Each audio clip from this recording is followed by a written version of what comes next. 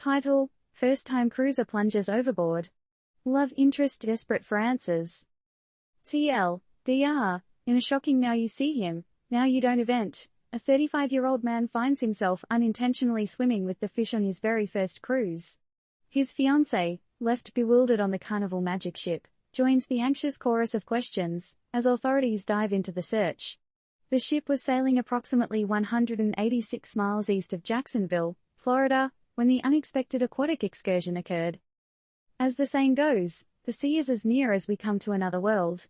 But for Ronnie Lee Peele Jr., the trip to this other world came a little too abruptly. So, what do we know about this salty sea saga? Cruising, a perfect romantic getaway, right? Well, not for this pair. Our protagonist, a 35-year-old bloke on his maiden voyage, has gone AWOL, leaving his lady love and the rest of the ship's company in a state of shock. Remember when you were told to make a splash on your first adventure? Yeah, we don't think they meant this either.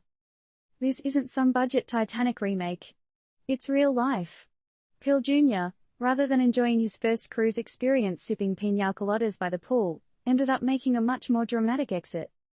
Here's a thought: are cruise ship railings just suggestions? Are we doing enough to ensure passengers are safe on board? Or are people just a wee bit too eager to practice their swan dives? Here's what we know: Peele Jr. went overboard Monday from the Carnival magic ship, approximately 186 miles off the coast of Jacksonville, Florida.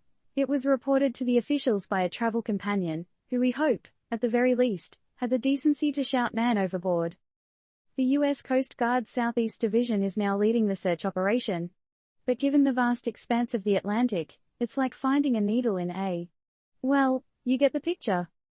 You might be asking, how does one just tumble off a cruise ship? And you're not alone. Peele Jr.'s fiancée is wondering the same thing. It's not like he was trying to recreate that infamous "I'm flying" Jack scene from Titanic. At least, we hope not. Which brings us to an interesting question: do you think cruise ships need more stringent safety measures to avoid such incidents in the future? Or, are you a thrill seeker who believes a little splash is all part of the deep blue experience? Disclaimer: this story does not provide any recommendations or suggestions regarding cruising safety measures. It is purely a recount of an incident. Turned Up News is not liable for any actions taken based on this article.